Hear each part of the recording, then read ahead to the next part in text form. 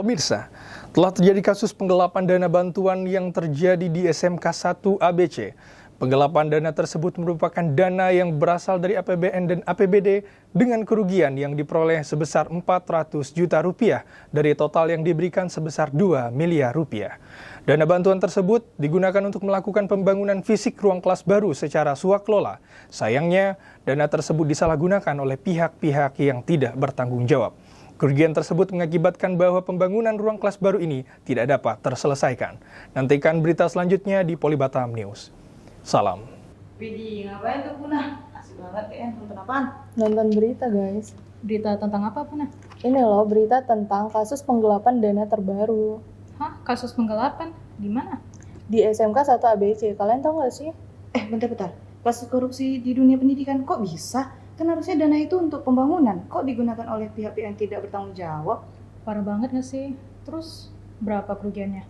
Dari berita yang kudengar sekitar 400 juta. Nah lebih parahnya lagi dana tersebut menggunakan dana APBN dan APBD loh.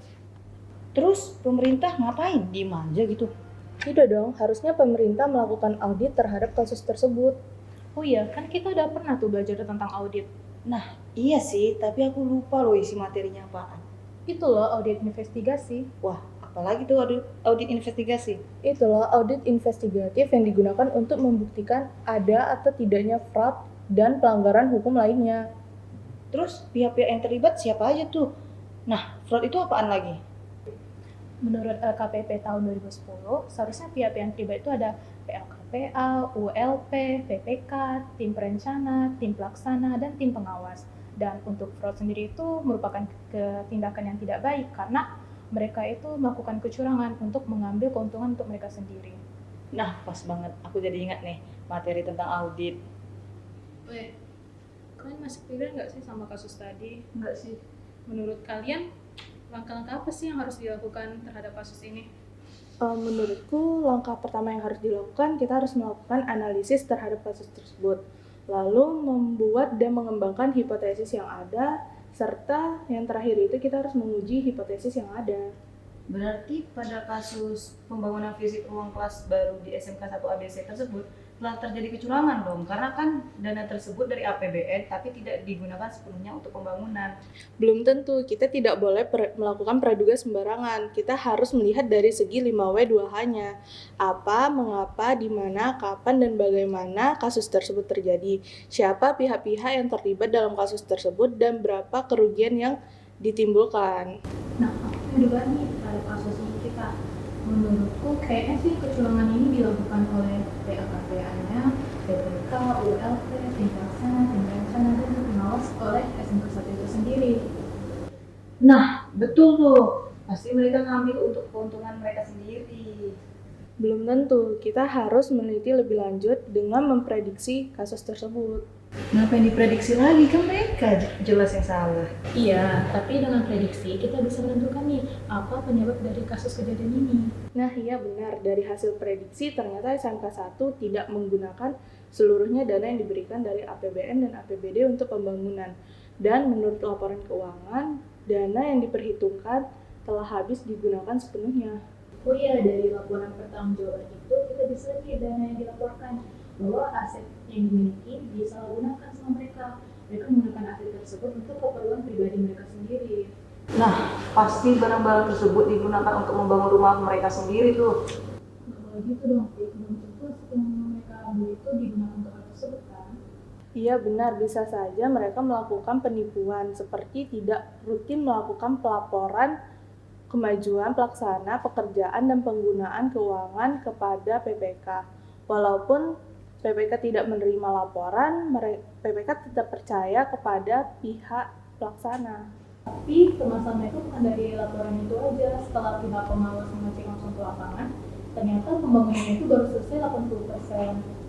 Nah, kira-kira kenapa ya kasus itu bisa terjadi? Oh, aku pernah baca nih teori tentang faktor fraud, namanya itu triangle fraud, yang kemudian kembangkan menjadi diamond fraud. Nah, di dalam itu ada satu faktor, namanya itu tekanan. Jadi bisa aja dalam kasus ini tim pelaksana mendapatkan tekanan dari atasannya untuk melakukan penipuan terhadap jumlah dana yang digunakan.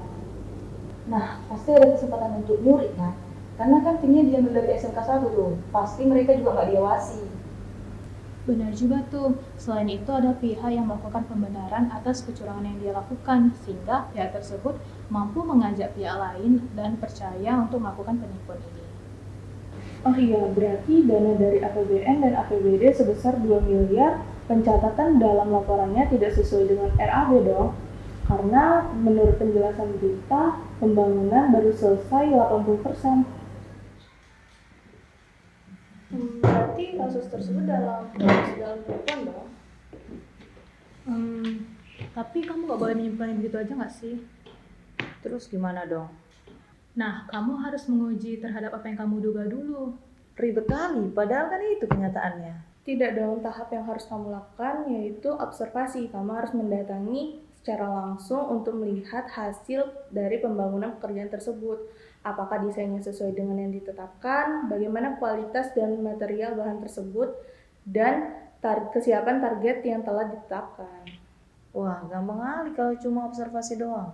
Tidak semudah itu, kamu juga harus melakukan inspeksi dokumen seperti kerangka acuan kerja, jadwal rencana pekerjaan, rencana pengadaan dan kebutuhan tenaga kerja, spesifikasi teknis, rencana anggaran biaya, gambar rencana kerja, lalu ada laporan penerimaan dan penggunaan bahan, laporan kemajuan pekerjaan, dan juga ada laporan pertanggungjawaban keuangan.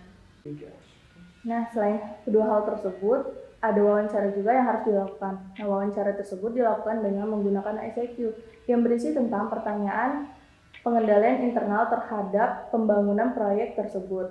Nah, pertanyaan tersebut ditujukan untuk pihak-pihak yang terlibat dalam kasus tersebut. Nah, pasti habis itu udah selesai kan? Belum dong, yang terakhir itu ada dokumentasi yang membuktikan bahwa penipuan itu betulan terjadi. Oh begitu ya. Jadi penyelesaian kasus ini tidak mudah ya. Kalau jadi aku tinggal tunjuk aja. Ternyata ada prosedur lain yang harus dilakukan. Iya dong, semua itu ada prosedurnya. Jangan main nuduh sembarangan. A good auditor never make mistake.